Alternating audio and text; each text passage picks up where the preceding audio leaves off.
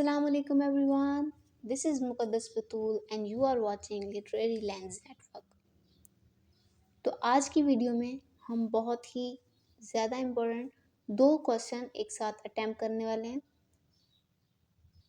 हम इस वीडियो से पहले इस प्ले की समरी वाली और थीम वाली वीडियो कर चुके हैं, तो ये हमारे पास इस प्ले पर तीसरी वीडियो होने वाली है। तो इस जो प्ले के जो क्वेश्चन है इस वीडियो में हम कवर अप करेंगे कि जियो ऑफ माल्टा एक रिवेंज ट्रेजेडी कैसे है, और जो बैरबस है जो कि प्रोटैगनिस्ट है वो कैसे एक ट्रेजिक हीरो है इस प्ले में, कैसे वो ट्रेजिक हीरो की तरह रोल प्ले कर रहा है। तो चलिए स्टार्ट करते हैं वीडियो। आप लोगों से कहना चाहूँगी कि अगर आप लोगों ने पहली वीडियोज़ नहीं देखी तो उनका लिंक मैं डिस्क्रिप्शन में दे दूँगी, तो आप जाकर ज़रूर पहले देख कर आएँ। अच्छा, काफ़ी सारे स्टूडेंट्स को इस बात में बहुत ज़्यादा वो डिफ़िकल्टी फेस कर रहे होते हैं कि जो लिटरेचर का क्वेश्चन है वो बहुत ही ज़्यादा लेंथी होता है, तो हम उसको कैसे कवर अप करें। जैसे कि अगर वो पूछ लेते हैं कि एक प्ले को एज अ ट्रेजेडी, जैसे कि अब आज हम कर रहे हैं कि एक प्ले एज अ ट्रेजेडी, ये प्ले किस तरह से ट्रेजेडी है, जो प्रोटैगनिस्ट है वो किस तरह से ट्रेजिक हीरो है। तो मैं आप लोगों को बहुत ही ज़्यादा सिंपल सी ट्रिक बताती हूँ जो कि बहुत ही ज़्यादा काम करती है, मतलब कि आपका 100% रिजल्ट शो करती है। तो ये है कि आप जब भी किसी भी प्ले को या किसी भी करेक्टर को एज अ ट्रेजिक हीरो और ट्रेजेडी रिस्पेक्टिवली कर रहे होते हैं, एनालाइज कर रहे होते हैं, तो प्ले के स्टार्ट से लिया करें, स्टार्ट्स टू एंड तक आप जब चलते हैं तो फिर वो आपका बहुत ज़्यादा अच्छे से कवर अप हो जाता है। देखें, अब हम जब ट्रेजेडी को एज अ ट्रेजेडी देखते हैं तो प्ले के स्टार्ट वाले इवेंट्स हम स्टार्ट करेंगे, एंड तक जाएंगे तो हमें अच्छे से समझ आएगी कि कहाँ कहाँ पर रिवेंज ट्रेजेडी हमें प्ले में नज़र आई है। और जब हम करेक्टर को एनालाइज करेंगे तो करेक्टर का जो है पहले से स्टार्ट लेंगे और एंड तक जाकर करेंगे कि उस करेक्टर ने कैसे कैसे रोल प्ले किया है। तो इस तरह से हम जान पाएंगे कि वो कैसे एक ट्रेजिक हीरो है। चलो तो स्टार्ट करते हैं कि प्ले एज अ ट्रेजेडी कैसे है। अच्छा, जैसे ही प्ले हमारे पास शुरू होता है, ज्यूज़ को बैड न्यूज़ मिल जाती है क्योंकि उनको जो है प्ले की जो हेड हैं उनको क्या करना, प्ले के जो माल्टा के जो है ना हमारे पास गवर्नर होता है, उसको वसूली पे करनी होती है तुर्क को। तो वहाँ पर वो क्या कहता है कि हम लोग सारा जो पैसा है वो कहाँ से इकट्ठा करेंगे, ज्यूज़ से इकट्ठा करेंगे। उनसे कहेंगे कि या तो क्रिश्चियनिटी में कन्वर्ट हो जाओ या फिर जो है अपनी आधी प्रॉपर्टी दे दो। तो बाकी ज्यूज़ एग्री करते हैं या नहीं करते, लेकिन बैरबस बिल्कुल एग्री नहीं करता। तो उसको पनिशमेंट क्या मिलती है कि उसकी जो सारी प्रॉपर्टी होती है वो ज़ब्त कर ली जाती है, और ज़ब्त करने के बाद उसको जो है बिल्कुल कंगाल बना दिया जाता है। ये उसको पनिशमेंट दी जाती है जो कि एंटीसेमिटिज़्म शो कर रहा है कि ज्यूज़ के साथ नाइंसाफ़ी कर रहे हैं वो लोग। तो क्या होता है कि अब जो बैरबस है वो हर हाल पर अपनी प्रॉपर्टी वापस लेना चाह रहा होता है और चाहता है कि वो अपनी रकम भी उनसे वसूल कर ले और उनसे बदला भी ले, ठीक है। तो क्या करता है कि वो अपनी बेटी को कहता है कि तुम नन बन जाओ, फेक प्रिटेंड करो, नन बनो और जाकर मेरी प्रॉपर्टी मुझे वापस ला के दो। तो वो एबिगेल अपने बाप की मदद करती है और वहाँ चली जाती है फेक नन बनकर, ठीक है।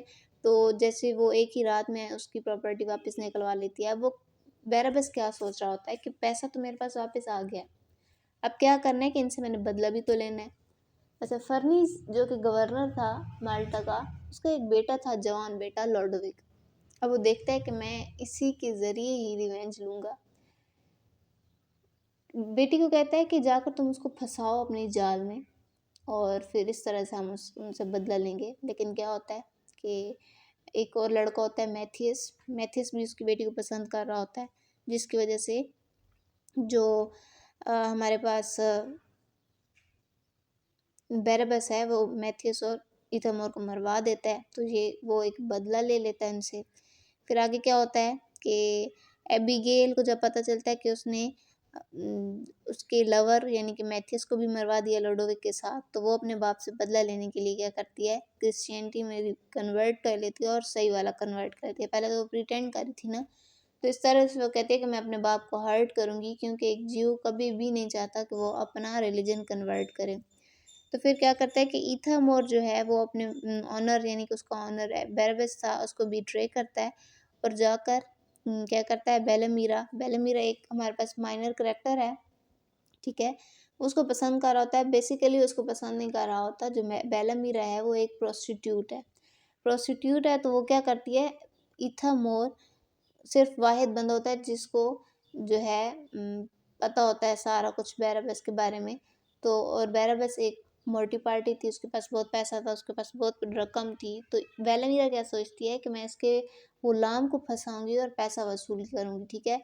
तो जो इथमोर है वो अपने ऑनर को बीट्रे करता है और फिर बेलामीरा के जो है बातों में आकर उससे पैसा मंगवाता है। अब ये चीज़ जो है बैराबस को बहुत ज़्यादा हर्ट करती है कि बंदा मेरा होकर तुम उनसे उनके साथ मिलकर और मुझे धोखा दे रहे हो। तो वो क्या करता है, उनको पॉइजन कर देता है, उनको जहर दे देता है। वो फ़ौरन तो जहर असर नहीं करती, वो नहीं मरते। क्या करते हैं, बेलामीरा और जो इथमोर होता है वो जाकर फर्नीस को इसका सच बता देते हैं और फिर मर जाते हैं वहाँ पे। अब फर्नीस सब कुछ जान चुका है, लेकिन वो कुछ कर नहीं सकता क्योंकि तुर्क वहाँ पर उन पर माल्टा में हमला करने आ रहे हैं। वो जाकर बैराबस को पकड़ लेता है और बैराबस प्रिटेंड करता है, कोई ड्रग ले लेता है, कहता है कि प्रिटेंड करता है उनके सामने कि ये मर चुका है। तो बैराबस को वो उठाकर बाहर, शहर से बाहर फेंक देते हैं। बैराबस उठता है, बहुत ज़्यादा गुस्से में होता है कि मेरे माल्टा के लोगों ने मेरे साथ ये किया है तो मैं इनसे बदला ज़रूर लूँगा। वो क्या करता है, बदला लेने के लिए तुर्क की जो होते हैं फ़ौज होती है उनके साथ मिल जाता है और उनको कहता है कि मैं शहर में तुम लोगों को लीड करूँगा। लेकिन फिर एट द मोमेंट उसको एहसास हो जाता है कि जो भी है इनका अपना शहर अपना है, अपने लोगों को धोखा नहीं दे रहा होता। तो जो शहर में जाकर वो अपने फर्नीस को जो है सारा कुछ सच बताता है कि मैं तुम लोगों की मदद कर सकता हूँ। लेकिन जो है फर्नीस उस पर अमल मतलब ट्रस्ट नहीं करता और जो है फिर वो मर जाता है एंड पर बैराबस। तो हम देखते हैं किस तरह से पूरा प्ले जो है हर एक बंदा रिवेंज लेने के लिए कुछ ना कुछ कर रहा होता है और फिर बैराबस की वजह से वो जान खो रहा होता है, ठीक है। जैसे कि इथमोर और मैथियस जो है वो भी बदले की आग में उन्होंने अपनी जान दे दी है। एबिगेल ने भी दे दी है, मतलब कि वो अपने बाप से बदला ले रही होती है, लेकिन फिर वो उसके बाप को खतरा हो जाता है कि क्या ये मेरा सच जाकर खोल देगी। तो सारा कुछ करते करते बहुत सारे करेक्टर्स की डेथ हुई है हमारे पास, तकरीबन सारे करेक्टर्स की डेथ हुई है, सिर्फ फर्नीस बच जाता है और तुर्क शहजादा बच जाता है, ठीक है। तो ये हम प्ले ज़ाहिर कर रहा है कि ये एक रिवेंज ट्रेजडी है और सारे जो करेक्टर हैं वो किसी न किसी तरह से रिवेंज लेने की कोशिश कर रहे होते हैं। तो अब हम जस्टिफाई करते हैं कि बैराबस एज अ ट्रेजिक हीरो कैसे है। तो अरिस्टोटल ने हमें एक डेफिनेशन दी थी किसी भी करेक्टर की ट्रेजिक हीरो होने की, कि या तो वो नोबल पर्सन होना चाहिए, यानी कि नोबल पर्सन होना चाहिए, बैड पर्सन नहीं होना चाहिए। देखिए एक अच्छा इंसान होगा, जब एक अच्छे इंसान के साथ बुरा होगा तो फिर उसके बुरे होने पर हमें अफसोस होगा, क्योंकि उसका तीसरा पॉइंट कैथारसिस है ना। कैथारसिस मतलब कि हम पिटी फील करें, उसके लिए हमें हम थोड़ा सैड हो जाएं, ठीक है। देखें अगर एक करेक्टर बुरा होगा, ऑलरेडी वो बुरा है, अगर उसके साथ बुरा हो रहा है तो फिर हमें तो बिल्कुल भी अफसोस नहीं होगा, कि हम तो खुश हो जाएंगे कि अच्छा है ये इस इंसान के साथ होना ही यही चाहिए, डिज़र्व यही करता है। तो एरिस्टोटल कहता है कि जो एक नोबल एक ट्रेजिक हीरो है उसको एक नोबल पर्सन होना चाहिए, बैड पर्सन नहीं होना चाहिए, उसका ट्रेजिक फॉल होना चाहिए, जो कि हम देखते हैं। और कैथारसिस भी एंड पर प्रोड्यूस करे, कैथारसिस की फीलिंग भी लोगों में वो पैदा करे। अब देखें वो नोबल पर्सन तो था, मतलब वो गरीब नहीं था, इंसान तो अच्छा ही था बैराबस, उसके साथ नाइंसाफ़ी हो रही होती है तो तब वो जाकर बुरे एक्शंस करता है, अपनी क्लेवर साइड दिखाता है, ठीक है।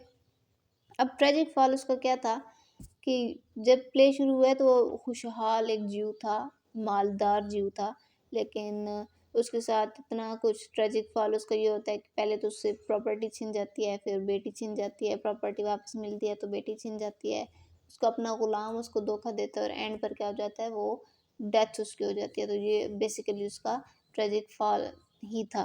अब कैथारसिस हम एंड पर देखते हैं कि कैथारसिस भी वो हमें एक फीलिंग आई है कैथारसिस की, कि हम कहते हैं कि यार बैराबस ने एंड पर तो अच्छा ही किया था, अपने लोगों की तरह वो वापस मुड़ जाता है, लेकिन जो फर्निस है वो उस पर ट्रस्ट नहीं करता, तो उसके साथ बुरा होता है, कैथारसिस हम फील करते हैं। तो देखा जाए तो जो एरिस्टोटल की दी हुई लिस्ट है हमारे पास एक ट्रेजिक हीरो की, जो रिक्वायरमेंट्स वो हमें देता है, बैराबस उनको मीट कर रहा है। तो हम कह सकते हैं कि Barabas is the tragic hero of the Jew of the Malta. तो ये आज की हमारी वीडियो थी, जिसमें हमने कवर किया है, जिसमें हमने देखा है कि प्ले कैसे एक रिवेंज ट्रेजेडी है और जो करैक्टर है जिसका प्रोटैगनिस्ट बैराबस है वो कैसे एक ट्रेजिक हीरो है। उम्मीद करती हूँ आज की वीडियो आपको पसंद आई होगी। इससे रिलेटेड किसी भी किस्म का सवाल है तो आप लोग कमेंट सेक्शन में मुझसे पूछ सकते हैं। तो बने रहिए अगली वीडियो तक। अल्लाह हाफ़िज़।